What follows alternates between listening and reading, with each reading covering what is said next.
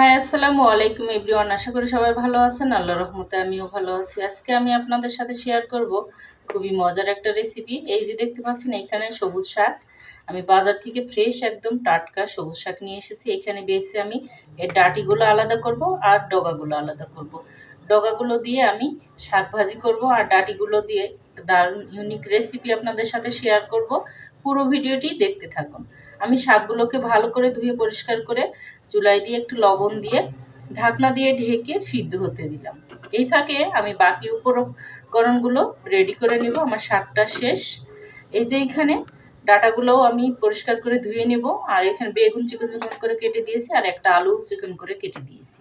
আর নিয়েছি চিংড়ি মাছের শুটকি। এই চিংড়ি মাছের শুটকিটা আমি গরম পানিতে ভালো করে ধুয়ে পরিষ্কার করে ভিজিয়ে রেখেছিলাম। আবারও ধুয়ে পানি ঝরিয়ে নিয়েছি। এখন আমি আগে শাকটাকে ভেজে নেব। প্রথমে আমি শুকনো মরিচ তেলে ফোড়ন দিয়ে দিয়েছি। শুকনো মরিচটা একটু লাল লাল করে ভেজে নিচ্ছি যাতে বিচিটা একটু ভাজা হয়। আর খেতে বিচিটা কেমন লাগলে কিন্তু অসাধারণ লাগে আমার কাছে। আপনাদের যদি ভালো না লাগে তাহলে কাঁচামরিচ দিয়েও করতে পারেন। আমি এখানে কাঁচামরিচও দিব, তবে পেঁয়াজ আর রসুনটা দিয়ে একটু ভাজা ভাজা করে লাল লাল হয়ে আসার পরেই কাঁচামরিচটা দিয়ে দিচ্ছি।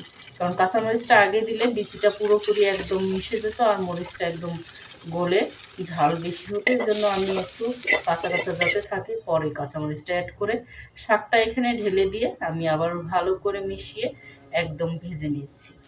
দেখুন কি সুন্দর কালার আসছে। সবুজ শাকটা খেতে কিন্তু এই গরমের সময় খুবই ভালো লাগে। তো অনেক দিন থেকেই মন চাচ্ছিল যে রোজার মধ্যে একটু শাক খেতে কিন্তু অসাধারণ, আর সবারই ভালো লাগে, শরীরের জন্য খুবই উপকার। আমার কাছে মনে হলো আরেকটু লবণ লাগবে, তাই আমি আরেকটু লবণ দিয়ে ভালো করে মিশিয়ে ভেজে নিলাম। হয়ে গিয়েছে আমার শাক ভাজিটা। আর এইখানে আমি আরেকটা পাত্রে দিয়ে দিলাম তেল। এইখানে আমি সেই ডাটার ওর সবুজ শাকের যে ডাটাটা সেটা আমি রান্না করে নেব। প্রথমে তেলে আমি পেঁয়াজটাকে বেরেস্তা করে নিয়েছি। এবার আমি চিংড়ি মাছটা ভেজে নেব। এই তেলে চিংড়ি মাছটা ভালো করে একসাথে ভেজে নিয়ে তারপর বাকি উপকরণগুলো দিয়ে দিলাম লবণ। এবার দিয়ে দিচ্ছি মরিচের গুঁড়ো। তারপরে দিয়ে দিলাম হলুদের গুঁড়ো। এবার দিয়ে দিলাম রাঁধুনি আর ধনিয়ার গুঁড়ো, একটু আদা রসুন বাটা আর জিরা বাটা দিয়ে সামান্য দিয়ে এবার ভালো করে কষিয়ে নেব। কারণ চিংড়ি মাছটা এখানেই কষিয়ে আমি পুরো করে ফেলবো। কারণ চিংড়ি মাছ যেহেতু আমি আগেই তেলে ভেজে নিয়েছি, কষানো মশলাটা যখন কষিয়ে এসেছে তখন এই পর্যায়ে দিয়ে দিলাম বেগুন আর আলু। কারণ এটা সিদ্ধ হতে একটু টাইম লাগবে। আর ডাটাটা তো সেই একদম চিকন চিকন কষি, সেই জন্য পরে অ্যাড করে দিলাম। দিয়ে আবারও ভালো করে আমি নেড়েচেড়ে কষিয়ে নেব। এখানে কিন্তু আমি কোনো পানি ব্যবহার করিনি এখনও। আমি এখানেই কষিয়েই একদম ভালো করে সিদ্ধ করে নেব। এভাবে রান্না করলে কিন্তু অসাধারণ লাগে খেতে। আর আপনারাও এভাবে ট্রাই করবেন। যারা নতুন রাঁধুনি বা ব্যাচেলর, নিজেদের মায়েদের প্রিয়জনের হাতের খাবার মিস করেন, তারা কিন্তু, আর শুটকি তো সবাই কম বেশি পছন্দ করেন, এভাবে কিন্তু চিংড়ি শুটকি দিয়ে রান্না করতে পারেন। খেতে অসম্ভব মজা আর দারুণ হবে ইনশাআল্লাহ। দেখবেন, কারণ এখন রোজার মধ্যে এসব খাবার খেতে কিন্তু অসাধারণ।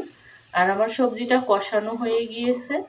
এই পর্যায়ে আমি অল্প পানি অ্যাড করে দিলাম। যেহেতু কষিয়ে আমি পুরোপুরি সিদ্ধ করে নিয়েছি, তাই বেশি পানির দরকার নেই। অল্প পানিতেই আমি সিদ্ধ করে নিয়ে এবার আমি কাঁচামরিচ আর ধনিয়ার পাতাটা অ্যাড করলাম। আপনারা কে কোথা থেকে আমার এই ভিডিওটি দেখছেন অবশ্যই কমেন্ট করে জানাবেন। ভিডিওটি ভালো লাগলে লাইক শেয়ার দিয়ে আমার পাশে থাকবেন। ইউটিউব থেকে দেখলে সাবস্ক্রাইব করবেন এবং পেজ থেকে দেখলে ফলো দিয়ে আমার সাথে থাকবেন, যাতে পরবর্তীতে এমন মজার মজার খাবারের নোটিফিকেশন আপনাদের মোবাইলে প্রথমে আসে। আমার রান্না কিন্তু কমপ্লিট। দেখুন ঝোলটাও কমে এসেছে, একদম মাখা মাখা হয়ে আসছে প্রায়। আমি আরেকটু ঢাকনা দিয়ে ঢেকে ঝোলটা একদম টেনে গেলে তারপরে আমি রান্নাটা কমপ্লিট করে ফেলবো। দেখুন একদম ঝোল কিন্তু শেষ, পারফেক্ট। এই পর্যায়ে আমার রান্না কমপ্লিট। আর দারুণ একটা অ্যারোমা বের হয়েছে শুটকির আর এই ডাটা আলু বেগুনের। আমার রান্না ডান। আমি এই পর্যায়ে চুলাটা অফ করে দিয়েছি। ধন্যবাদ সবাইকে আমার এই ভিডিওটি দেখার জন্য, আমার সাথে থাকার জন্য। আর ভালো লাগলে অবশ্যই শেয়ার দিয়ে অন্যকে দেখার সুযোগ করে দিবেন।